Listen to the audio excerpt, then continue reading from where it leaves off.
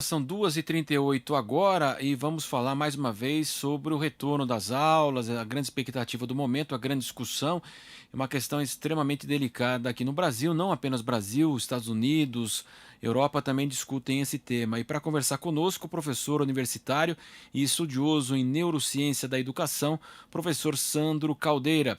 Muito boa tarde, professor. Boa tarde, Marcelo. Boa tarde a todos da Jovem Pan News. Prazer estar com vocês aqui. Obrigado pelo convite.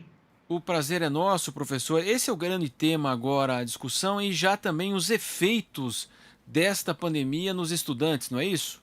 Exatamente, Marcelo. Existe uma grande discussão agora no que diz respeito à questão da volta às aulas na situação presencial, que verificamos que houve uma proibição agora com base numa ação promovida pelo Ministério Público na tutela de direitos difusos.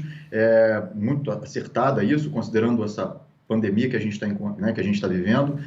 Mas a grande questão que eu acho que a gente precisa realmente enfrentar é a questão de uma implantação adequada do sistema online de ensino, né? Que é uma questão que o Brasil não estava adequado para isso. Nós temos aí as universidades com uma parcela de ensino online, mas a grande parte se dava de forma presencial, e houve essa necessidade de uma adequação mais abrupta, né, dos professores e dos alunos a uma aula 100% online. Eu acho que a grande questão é essa, voltada para o âmbito universitário, para o âmbito das escolas também, de formação básica, bem como também as pessoas que estão se preparando para concursos públicos, que estão todos aí nesse mesmo barco, né, no sentido de terem que se adaptar a aula online para que eles não percam conteúdo e não fiquem prejudicados com a falta do ensino presencial.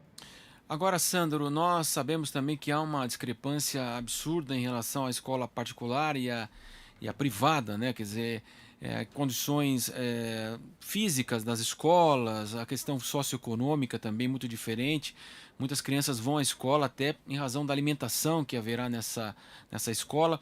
E o fato de muitas não terem acesso à internet, ao Wi-Fi, essa discrepância aumenta ainda mais num momento como esse?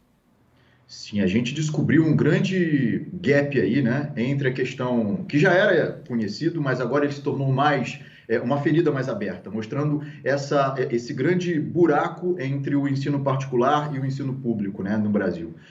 Realmente, para que nós possamos implementar aí ensino online, a gente, né, o Brasil, e a gente fala em termos pedagógicos, em termos físicos, né, com relação aos próprios alunos. São duas frentes, Marcelo, que nós temos aqui.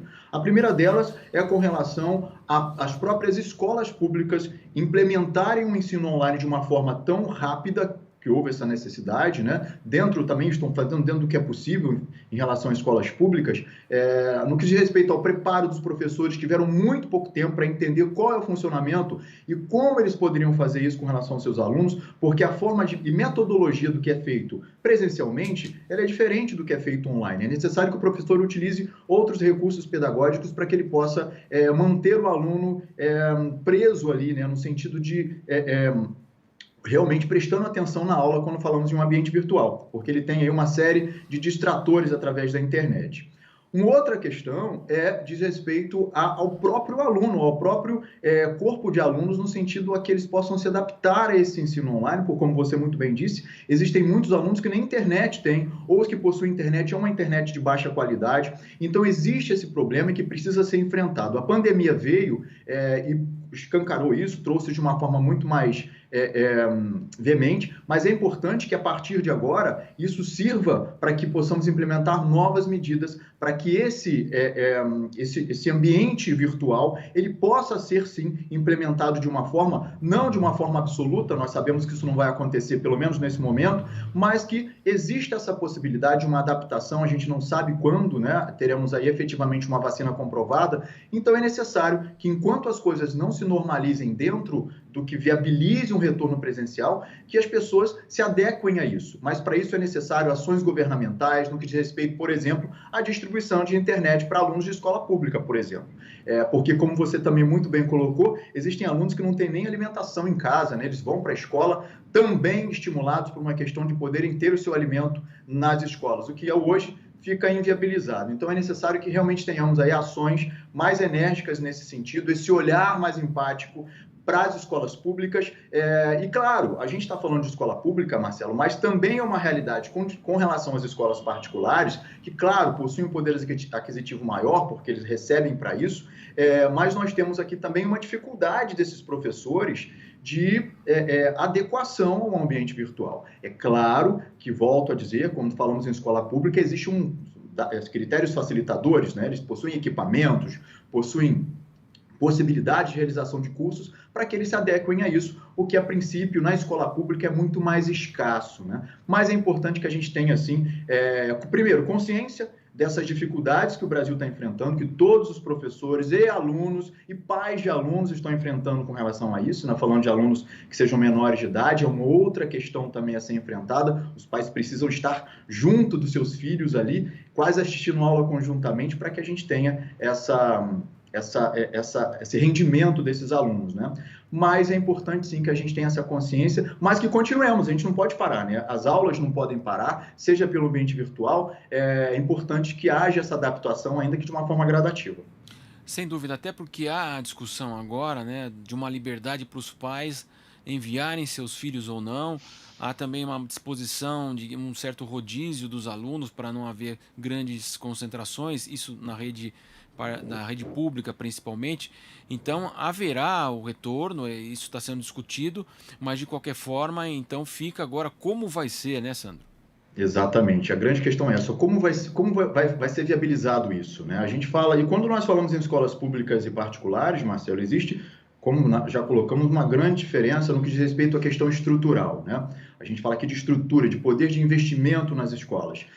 Como é que seria um retorno de uma escola pública e de uma escola particular? Eu estava lendo uma matéria ontem sobre isso, uma escola pública, salvo engano, em São Paulo, pública não, perdão, uma escola particular, uma escola de elite, que vai fazer reconhecimento facial dos alunos com máscara. Mesmo os alunos com máscara, será viabilizado o reconhecimento facial para que eles não precisem encostar em nada.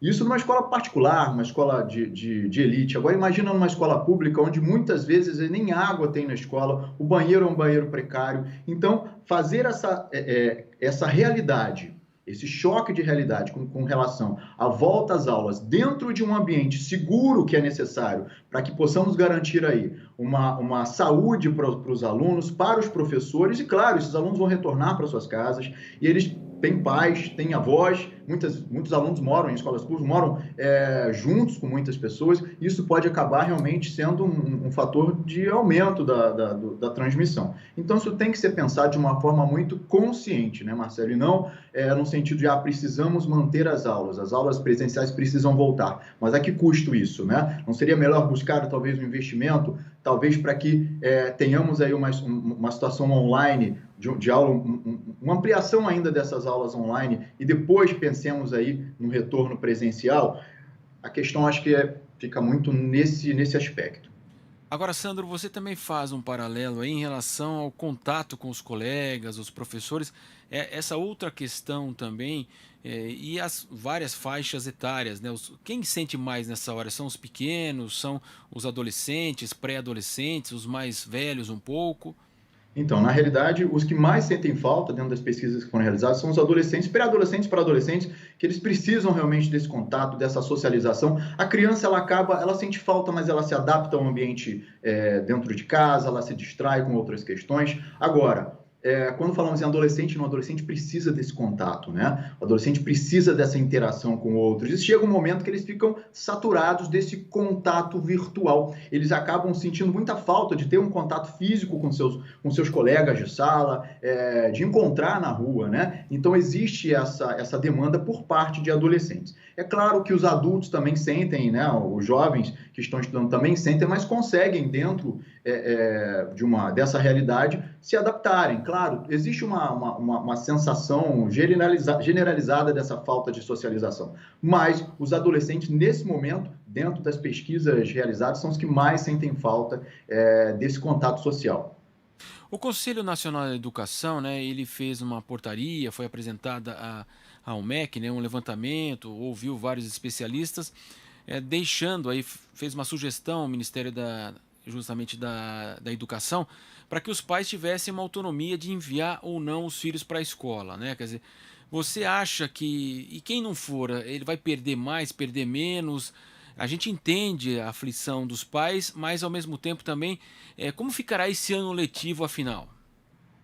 Marcelo, isso é uma questão realmente a ser enfrentada, e deixar isso nas mãos dos pais, é, eu acho temerário no sentido ou no mínimo, vamos colocar assim, é uma falta de empatia com os pais, por quê? Isso tem que ser uma ação governamental, isso não é uma ação dos pais, né? Os pais, na realidade, em tese, teriam que se adaptar dentro da possibilidade. É claro que os pais, a maioria dos pais não querem que seus filhos retornem, estão com medo desse retorno para as aulas, porque, como havíamos colocado, em que condições teremos esse retorno, né? Vamos realmente observar as normas de afastamento? Como é que isso vai se realizar? Esse é o grande problema. E, claro, se tivermos um retorno às aulas, os pais que não, né, optarem pelo retorno presencial dos seus filhos continuarão através do ensino online. Isso que tem que ser colocado, né? Terá o ensino online.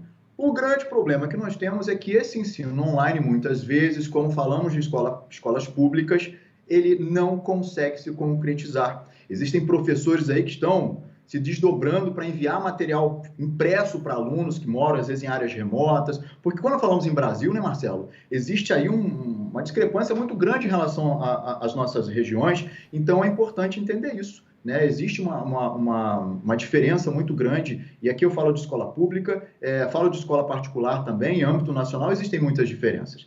Então, esse retorno, essa opção, eu acho que o mais correto seria que o governo adotasse uma medida única, não teremos aula, né? Não teremos aula, importante colocar, aulas presenciais, mas investiremos no ambiente virtual. Uma coisa é quando nós temos um fator surpresa, como aconteceu no início do ano, mas agora nós já temos um período, já haveria a possibilidade do governo fazer um investimento nessa parte do ensino EAD. Né? Fazendo uma preparação agora dos professores, fornecendo material, tecnologia, computadores, câmeras, para que os professores pudessem fazer isso. E fornecimento de Wi-Fi, talvez, alguma coisa nesse sentido. Esse investimento agora é um investimento essencial para que a educação possa permanecer e que não haja uma perda muito grande de aprendizado, esse déficit muito grande com relação ao ano de 2020. Sem dúvida, muitos municípios até ricos estão sem aula desde março, interromperam, não tem a distância, usam também, vira uma certa desculpa também, não tem acesso, não vou, e acabam não fazendo nada, isso que é o mais grave. E nós conversamos com o Sandro Caldeira, que é professor universitário, um estudioso em neurociência da educação, para falar desse momento delicado que vivemos, não apenas no Brasil, Estados Unidos, Europa, do retorno às aulas nessa flexibilização da pandemia do coronavírus. Sandro, foi um prazer tê-lo conosco aqui na Jovem Pan. Muito boa tarde. Obrigado, Marcelo. Obrigado a todos da Jovem Pan. Obrigado mais uma vez pelo convite. Boa tarde a todos.